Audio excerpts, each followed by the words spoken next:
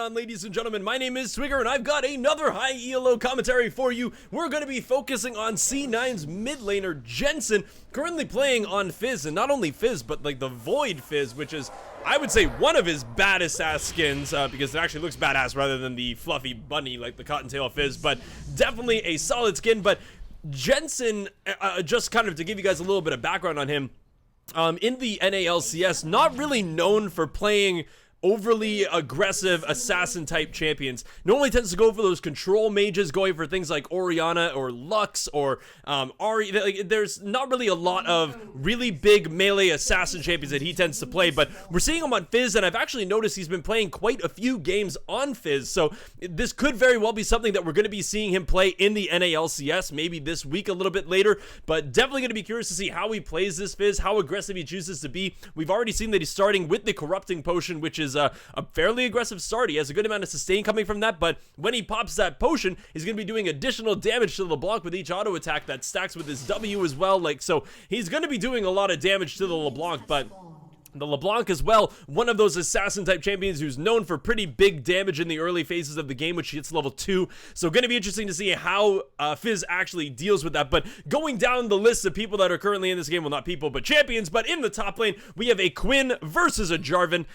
Fairly standard top lane. I would say Jarvan a little bit of an out meta pick, but Quinn definitely a standard top laner. In the jungle, we have an Udyr versus an Elise. Kind of the same thing. Elise, a very potent jungler, hasn't really fallen off the scene at all, but Udyr, definitely a little bit more of a niche pick, but Udyr right now in this patch is such a strong champion. Don't know if he's going to be going for that Runic Echoes build on Udyr and then full tank, or if he's going to be going for more standard kind of Cinder Hulk build or even Warrior on Udyr. He really has a plethora of options he can go with. In the mid lane, we have C9's Jensen on Fizz against TIP Lucas, who I'm not sure if that's actually a member of TIP, but on the LeBlanc. So very, very assassin-oriented mid laners, which should be a very exciting lane. Hopefully, we'll see a lot of kills in that mid lane. And in the bot lane, we have got a Kalista Thresh versus a Lucian Bard.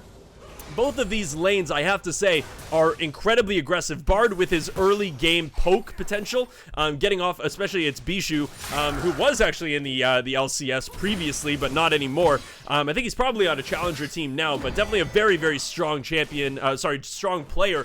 And if he's running the Thunderlord's Decree, is it Thunderlord's Decree? I think it is, actually.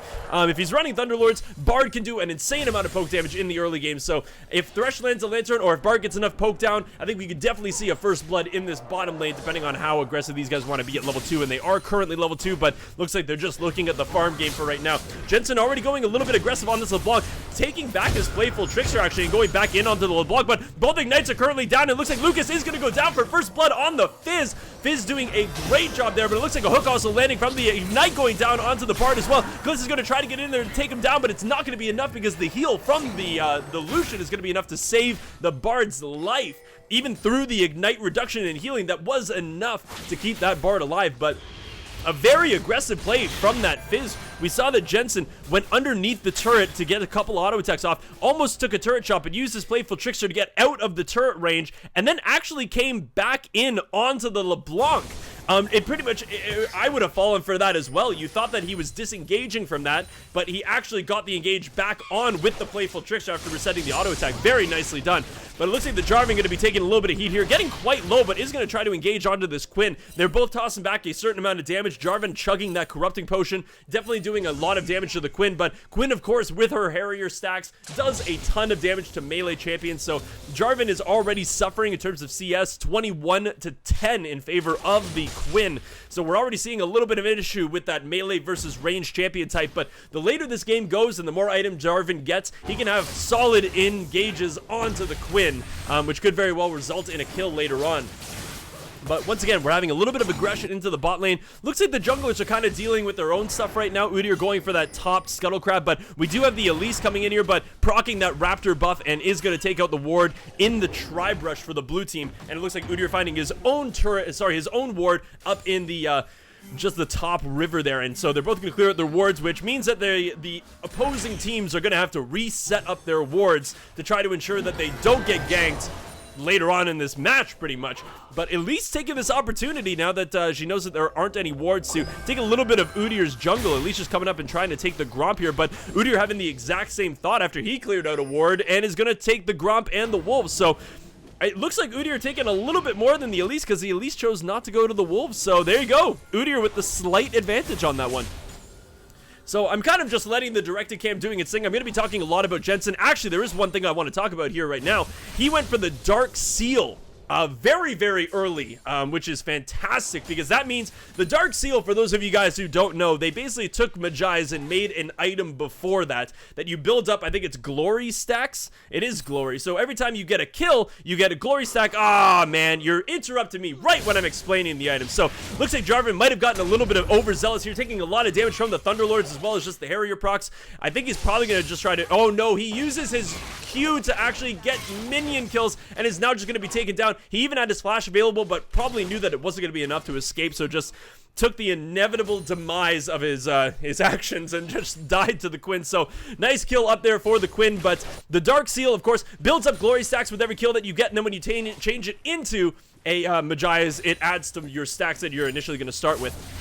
One thing that I do like about the Dark Seal, which we learned just recently, is that it now has plus 25% healing from potions. So the synergy between Corrupting Potion and Dark Seal is pretty incredible. But Jensen going very, very hard onto this LeBlanc, getting the Chum the Water off, but the Bard is currently here, not going to land his Q. At least he's going to try for the Cocoon. Does manage to land it, but is she going to have enough using her Q to try to get the damage out onto the Fizz, but not going to be enough to actually take him down. So it looks like Fizz is just going to get out of that one, just going to chug a couple pots and probably going to survive that one, but three-man gank onto a Fizz when he uses Playful Trickster as an engage tool. Very, very impressive. Oh, sorry, did he use? No, he didn't use his Playful Trickster as an engage tool. He used it to get away, but very impressive that he could get away from that. If Bard had landed a Q or the Elise had landed her Cocoon a little bit earlier, that would have been one dead fish. So some interesting stuff coming up, but I'm excited to see that Dark Seal synergy with the Corrupting Potion. But Udyr going for a turret dive is going to flash bear slap that Lucian. Just didn't even mess around, just went in, slapped him in the face, and left. So very free kill for that Udyr. His first kill of the game. Jarvan once again taking a solid beating up in that top lane. There's just not really a lot that he can do. It looks like the Elise is now here for a gank as well. Jarvan's going to try to get out of this one. Doesn't even knock up the Elise though. And it looks like Quinn taking the turret aggro. The ultimate from the Jarvan is going to come out, but it's not going to be enough. But currently he's taking, oh my goodness, the Quinn was taking aggro from the turret and I guess didn't realize it, or didn't realize that she didn't walk out of the turret range. Ends up getting killed and executed by the top lane turret. So not the worst because the Jarvan didn't get the kill, but man, that sucks. Just didn't realize it soon enough and didn't realize that she didn't step out of the turret range and she ends up going down and burns her flash in the process. So kind of a sloppy play there, but they still managed to get the kill on Jarvan, and Jarvan didn't get a kill or experience for that Quinn death. So not the worst case scenario, but also not the best. That's all you can say. Right now, it looks like the Udyr going for a little bit of engage here is gonna get the blue buff stolen away from the LeBlanc and the Elise, and the Thresh Lantern just coming in and taking the Udyr out. But it looks like Kalista now in a bad spot. Bishu's gonna try to get a lockdown here, gonna slow her down first. The flash coming out of the Kalista does end up getting chomped by the Q of the Bard. The Bard's not gonna take another turret shot, he's gonna live, but the Kalista is also gonna live with barely any HP. But that was a great little play from Bishu there on the Bard. But it looks like the Thunderlord procs coming out onto this Quinn. The Harrier is gonna be enough to take down the Jarvan. That's his third death of the game and Quinn's third kill of the game, and still up almost 14 CS in that top lane. So it's a pretty big disparity up in that top lane, and there's not really that large of a disparity anywhere else. You know, it's fairly even in the jungle, 37 to 36 in favor of the Elise, 56 to 49 in favor of the Fizz, 66 to 61 in favor of Kalista, 11 to 1 though in favor of the Thresh. So in general, I think that the CS is actually fairly even all across the map. But in the top lane, there is definitely a distinct advantage for that Quinn. But I'm excited to see later on into the game how the Jarvan reacts to the Quinn, and if he gets to his items, what he's going to bring to the table, and also what the Quinn is going to bring to the table. But Fizz picking up his blue buff. We're currently seeing that he went for a fairly early null magic mantle and also went for that early blasting one. So I'm kind of curious as to what he's going to build that into. I'm assuming that the null magic mantle is going to be turned into a Negatron cloak, and that blasting wand is going to be part of the abyssal scepter in the end game. But God knows what that's actually going to be. But I once again, I missed another kill. When I try to talk about items, I all of a sudden miss action. So the Udyr coming down into the bot lane. Looks like the Kalista is just going to try to engage on this. The Flash Flay coming out, but a great Bard stun landing on both of the Udyr and the Thresh, but I think it is in fact a snare and not a stun, so you can still cast abilities while in it, and the Thresh being able to get that hook off, or maybe just got the hook right before he got snared, and that was a kill onto the Lucian. Great play from the Thresh doing that Flash Flay and then getting that solid hook, which that team needed dearly. So very nice play in the bot lane. Currently the bot lane for the red side definitely doing well. 1-0 and 1 in favor of the Kalista, 1-0-1 in favor of the Udyr from the bot lane, and 0-0-2 for the Thresh. So very well done in terms of the bot lane pressure. The one thing that you have to realize though is that like a Kalista who's starting to do well in the game and beating your Lucian, Kalista is such an end game terror with how much damage she can put out with her Rens.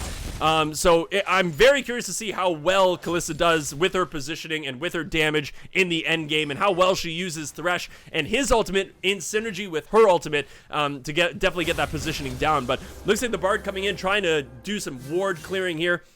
There doesn't seem to be a lot of ward coverage really on the map. Like, just gonna kind of proc this fog of ward. Oh, sorry, there we go, proc that. And there's not really just... It's kind of sparse ward coverage everywhere for the blue team in the deep jungle, but not really a lot in favor of the red team. Not really seeing a lot of wards, period, but looks like the Jarvan taking a little bit of heat here. Is actually, it looks like there's just action going on absolutely everywhere. So I gotta actually rewind this here, because let's see what happened in the mid lane first. So the Fizz is gonna go ham, I guess, landing that Chum the Water very, very quickly. Is also gonna utilize that knock-up time to get the kill onto the LeBlanc, but the LeBlanc is gonna trade the kill. And while all that was going on, I think it was fairly standard what happened in the top lane. There was just a Quinn and Elise, basically a simple gank onto the Jarvan. Jarvan trying to use everything that he could, but not enough to actually get away from the damage of a 4-1 Quinn and a 0-0-2 Elise. Just a difficult position for Jarvan to be in. I feel bad for him. He's kind of been left out to dry by his team. But the thing is, when you're somebody like a Jarvan, when you're a top laner right now, and you basically knew you were going to be losing that top lane, wasn't a lot that could be done. But hold on, we're going to talk about the fact that Bard is getting... Oh, flashes out of the Thresh. But it doesn't really matter because the Ren stacks are on to Bishu, and he's going to be taken out very quickly. It was a nice flash to get out of the Flay, but sadly he just kind of flashed in the same brush, so there wasn't really much escaping for him. The LeBlanc trying to get in here to land an Ethereal Chain, but not going to land anything. The Ignite going down onto the Lucian. The Rend is not going to be enough to pick him up, and the Ignite is not going to tick down low enough, so Lucian is still alive. Does also have his culling available if he wants to stay to try to clear out a mini wave, but looking like the red team wants to kind of go for a dragon at this point, or at least to group up to do something. Not entirely sure what's going to happen here. It looks like Udyr was trying to find that low health Lucian, but as I was saying previously, the Jarvan, kind of knowing that he was going to lose that top lane, just trying to get as much farm as humanly possible. And wow, that Harrier. So he used the vault, but it was after he had already used his EQ combo and ended up vaulting himself back over the wall, which is kind of cool. But it looks like we do have an engage in that kind of bot lane side in the mid, and it looks like the Udyr was taken down by the Bard. It wasn't LeBlanc who did the majority of the damage, but Bard picking up that kill. The Fizz now taking a world of damage. The Quinn actually used her TP to get down here. Jensen going to be in a little bit of trouble, not going to get blinded, so is going to be able to walk away from this one, but that was actually a pretty good fight in terms of the fact that they just lost one kill, but baited out the teleport from the Quinn, and Jarvan got to walk down here by himself. It's still fairly not even in the top lane, 88 to 63 in terms of minion farm, but with the jungler being down on the red side, looks like they're not actually going to do anything about this dragon. So, kind of postponing it, but currently looking at the scores here, 6-5 in favor of the blue team and 19.8k to 19.4k. Just about a 400 gold lead in favor of that blue team. So, it's an incredibly even matchup here, and I think the majority of the, well, actually, we're now seeing that there is a Rift Herald being taken down here. The majority of the gold, as I was saying, was just coming from that top lane turret that was taken down. The Rift Herald is going in favor of the blue team, but we still have the Bard and the Lucian sitting here waiting for Jensen. Does use his Playful Trickster, which is what they were waiting for. Now they're going to try to use this opportunity to pounce. The Magical Journey is coming out. There could be magic on the other end, or there could be death. The Culling coming out as well. Fizz is going to try to avoid as much damage as possible, but doing a ton of damage to the Bard. The Jarvan is now here, going to try to get the Catalysm onto the... There it is, finally taking down Bishu, and it looks like that's his first kill of the game. Looks like the Lucian is going to take a lot of damage from this Kalista. It's going to be enough with that final Q, and it looks like Quinn is now down here trying to take down 3 people, but not going to do anything else. An insane amount of action in that bot lane, but it ends up being a 2-for-1 exchange. I'm not entirely sure where the Udyr went down. It went down right under here. I guess it was the Quinn damage that took him down, because that was now her 5th kill of the game, which is already pretty damn impressive for a top lane Quinn. 5-1, already has that Ghostblade finish, has the Rift Herald buff. LeBlanc just doing her best right now, clearing out those minions to try to get as much turret damage as possible, and is going to go B. It's looking like we have a fairly mirrored build here between the mid laners, both of them going for that early Abyssal Scepter. When you're facing a mage assassin, that Abyssal Scepter is your best friend. Not only does it take down the amount of magic damage you're going to be taking based on the magic resistance, but it also lowers the magic resistance of the person that you're beside. And as an assassin, you're going to be next to somebody because you're going to be assassinating them. So it actually increases your damage a lot more than people think. It's a very, very good item if you're going up against a mage assassin. So, or if you are a mage assassin in general. A lot of people tend to think that it's more of a defensive item, but it is certainly both defensive and offensive, as we can now see people really, really favoring it. But Jensen going for that Dark Seal in the early game only has 2 glory stacks on it.